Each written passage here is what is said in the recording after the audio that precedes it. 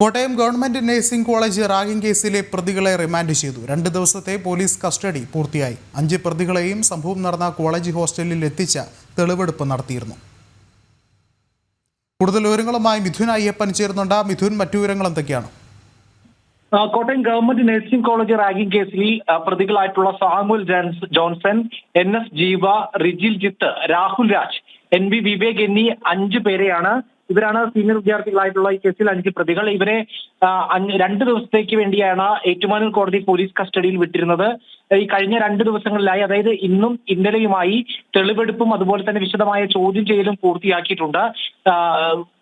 ഈ 5 വിദ്യാർത്ഥികളെയും 5 പ്രതികളെയും ഈ കൃത്യം നടന്നിട്ടുള്ള ഹോസ്റ്റലിൽ പ്രത്യേകം എത്തിച്ചുകൊണ്ടാണ് 3 തവണകളിലായി എത്തിച്ചുകൊണ്ടാണ് തെളിവെടുപ്പ് പൂർത്തിയാക്കിയത് ഇന്നലെ തന്നെ.